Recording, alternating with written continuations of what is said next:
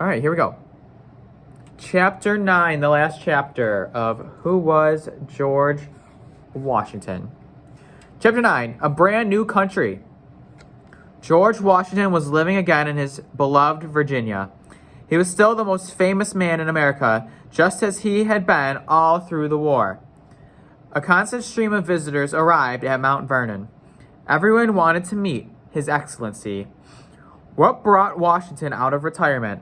The country was floundering. The government was weak. It didn't have the power to raise taxes or control trade or mark state barriers.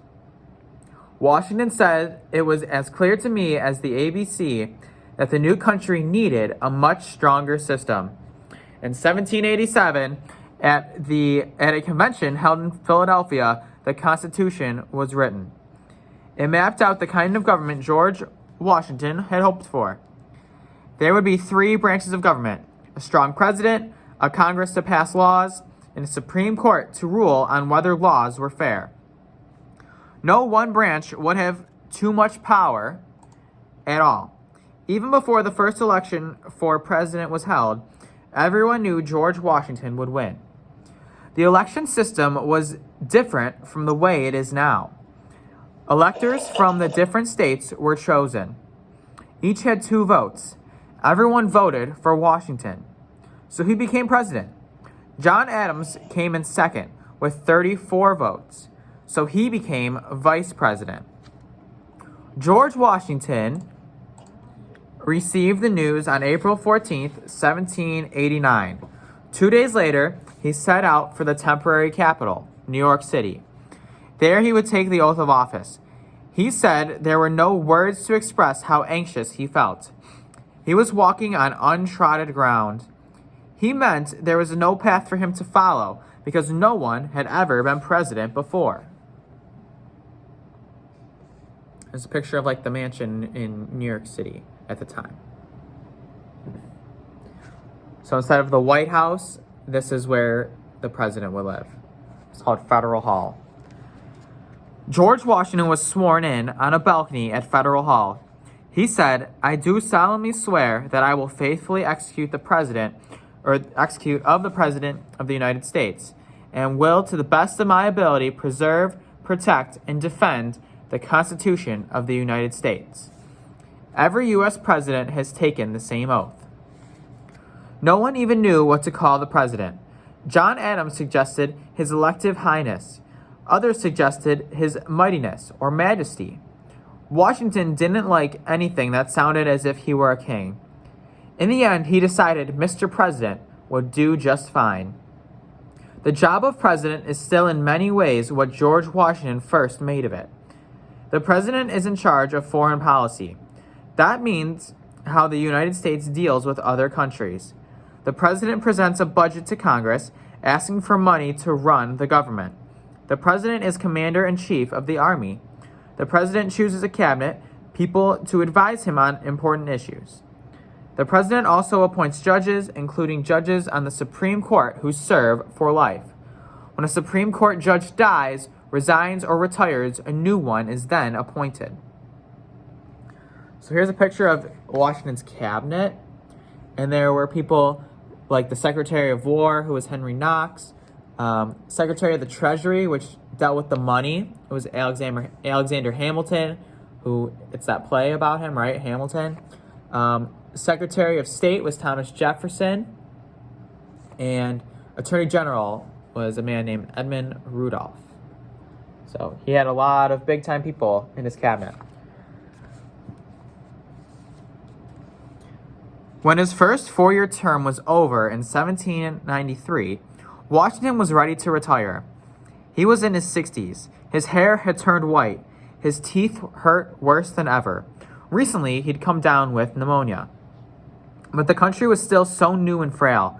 Thomas Jefferson and others wanted Washington to stay on for another 4 years. The United States would be a little older then, but stronger. When the electors cast their votes, again Washington won, and again John Adams came in second. Washington's second term as president was an unhappy one, almost right from the start. There was a short-lived rebellion of farmers. They rose up because they didn't want to pay certain taxes on corn. Washington also agreed to a new treaty with the British. It made him very unpopular, but he wanted to avoid another war with the British while the country was still going through growing pains. One newspaper went so far as to call Washington a fake patriot, a hypocrite. The personal insults hurt him greatly. The only part of his job that Washington took pleasure in was planning the new capital. There first had been a capital in New York, then in Philadelphia, Pennsylvania. This one would be permanent. Not far from Mount Vernon, it was called Washington City. He saw to the building of the new president's house. Sadly, he is the only president who never got to live in the White House.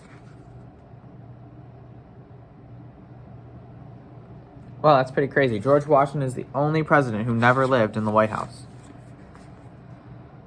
By the time his second term as president was nearly over, Washington was bound and determined to leave government. He wrote a farewell address printed in newspapers across the country. He thought 2 terms was long enough to serve as president. It was important to hand over power to the next president. That's what happens in a republic. King George III had once said that if Washington chose to give up power, he'd be the greatest man on earth. That's exactly what he did.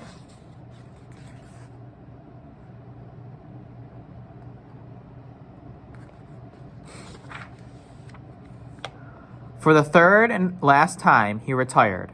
Sadly, he didn't enjoy the peace of Mount Vernon for very long. December 12th, 1799 was a cold, rainy day. As usual, Washington came home after many hours of farm work. He didn't bother to change his wet clothes before dinner.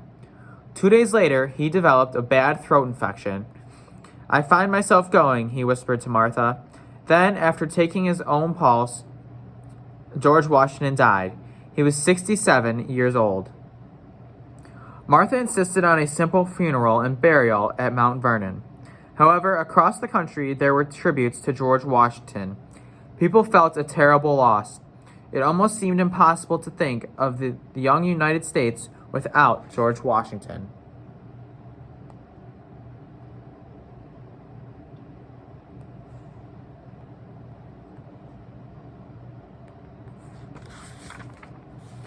Right away, Congress began talking of building a monument for him. No building in Washington, D.C. can be taller than the Washington Monument, which was finished in 1880. And a national holiday in February celebrates George Washington's birthday. There's the Washington Monument.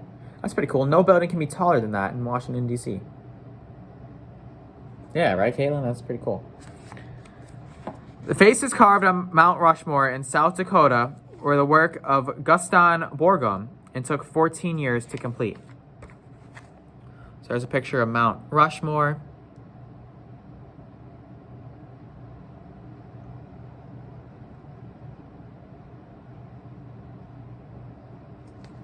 It has George Washington, Thomas Jefferson, Theodore Roosevelt, and Abe Lincoln on it. George Washington is so famous that sometimes he seems more like a monument than a flesh and blood man.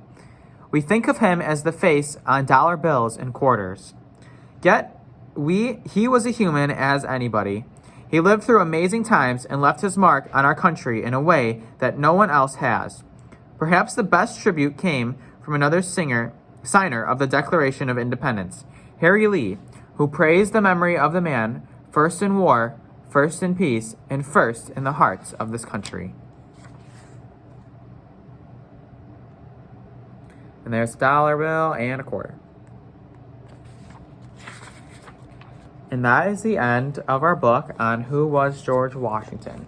Right here, there's just timelines of like the life that he lived and the life that there was in the world. I know it's kind of tough to see, but different like world events and things. But it's pretty cool. All these books that are similar to this have a timeline like that. So you can always see what the person lived through while they were alive.